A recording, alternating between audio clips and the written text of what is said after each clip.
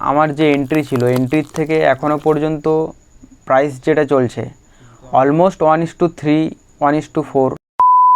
Hi everyone, কেমন আছেন সবাই? আশা করি সবাই ভালো আছেন। তো আজ নিফটি 50তে একটা ট্রেড নিয়েছিলাম, সম্পূর্ণ লাইভ রেকর্ড করা আছে।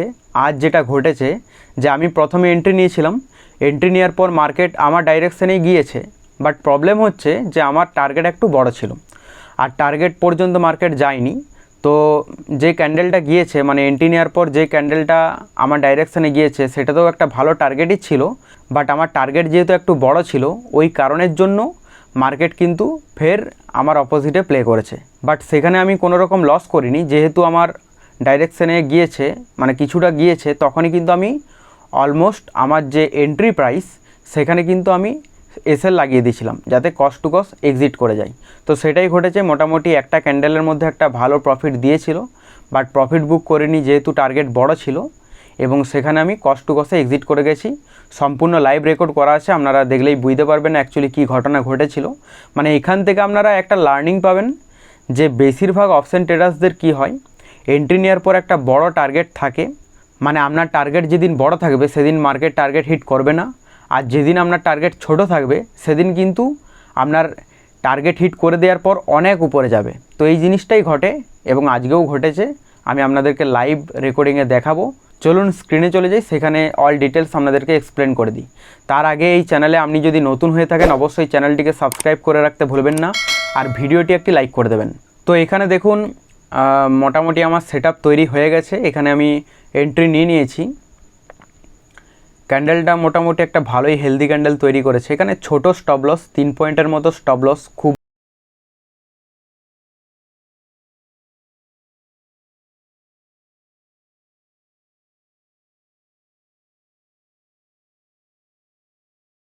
বিশেষ করে 1:2.5 এইরকম রিস্ক রিওয়ার্ডই থাকে, বাট আমার একটু পসিবিলিটি রয়েছে যে আপ মুভ দেওয়ার, একটা ভালো মুভ দেওয়ার জন্যই কিন্তু আমি এখানে একটু বড় টার্গেট নিতে চাইছি। এখানে দেখুন ক্যান্ডেলটা তো ভালোই আপ মুভ দিচ্ছে, মানে যেহেতু যে ক্যান্ডেলটা এন্ট্রি হয়েছে সেটা হচ্ছে হেলদি ক্যান্ডেল, তো পসিবিলিটি রয়েছে একটা বড় রকম উপরের দিকে যাওয়ার।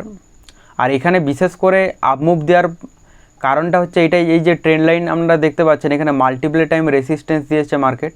তো পসিবিলিটি রয়েছে যে একবার যদি ব্রেক করে এবং ব্রেক করার পর যদি সাস্টেন করে তাহলে কিন্তু আপ মুভ দেবে, আর যদি ব্রেক করে এবং এখানে যদি সাস্টেন না করতে পারে তাহলে নিচের দিকেই চলে আসবে।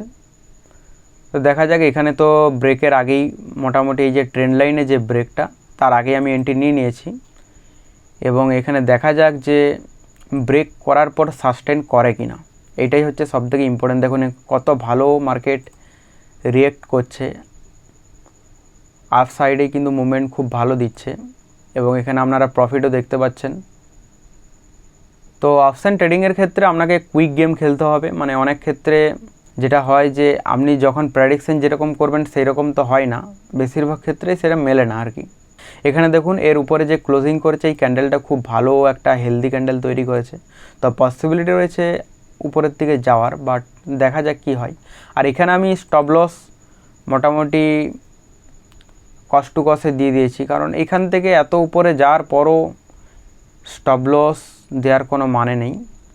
মানে এখানে দেখুন যে আমার যে এন্ট্রি ছিল এন্ট্রির থেকে এখনও পর্যন্ত প্রাইস যেটা চলছে অলমোস্ট 1:3 1:4, মানে মোটামুটি রিস্ক রিওয়ার্ড দেখুন 1:3 1:4 চলছে, বাট আমার টার্গেট যেহেতু বড় সেই কারণের জন্য আমি এখানে প্রফিট বুক করিনি।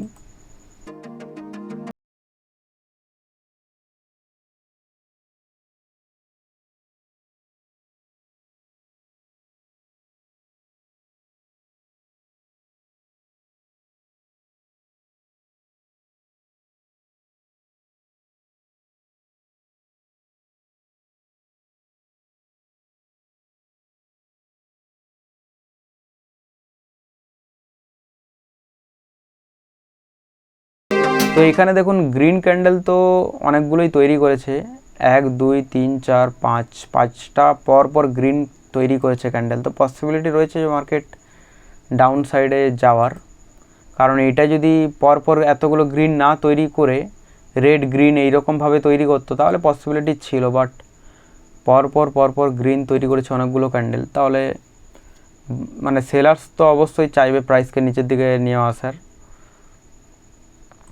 আর এখানে ইন্ডেক্সের যে চার্ট দেখতে পাচ্ছি তাতে ইন্ডেক্সের ক্যান্ডেলও তো উপরের দিকে যেতে পারছে না, কারণ প্রিভিয়াসে যে রেসিস্ট্যান্সগুলো আছে সেগুলোইতে মানে সেলার্স হচ্ছে প্রাইসকে নিচের দিকে নামানোর চেষ্টা করছে, কারণ এটা হচ্ছে রেসিস্ট্যান্সের ঘর।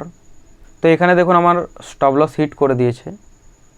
এখান থেকে মানে বুঝতেই পারছি যে এখানে যার পসিবিলিটি নেই। যখনই দেখলাম যে ক্যান্ডেলটা হেলদি ক্যান্ডেল তৈরি করার পরেও মার্কেট আপ মুভ না দিয়ে ডাউন সাইডে যাওয়ার চেষ্টা করছে, তখনই বুঝতে পেরে গেছি যে মার্কেট এখানে যাবে না। তো ঠিক আছে গাইস, কোনো ব্যাপার না, নো প্রফিট নো লসে এক্সিট করে দিলাম, কারণ আমি যদি এখানে এক্সিট না করতাম তাহলে আরও বড় লস হয়ে যেত। তো গাইস, আজকের ভিডিওটি কেমন লাগলো অবশ্যই কমেন্টে জানাবেন, এবং পরবর্তীতে এইরকম লাইভ ট্রেড দেখার জন্য অবশ্যই চ্যানেলটিকে সাবস্ক্রাইব করে রাখবেন। দেখা হচ্ছে পরবর্তী ভিডিওতে, ততক্ষণ ভালো থাকবেন। Bye bye guys.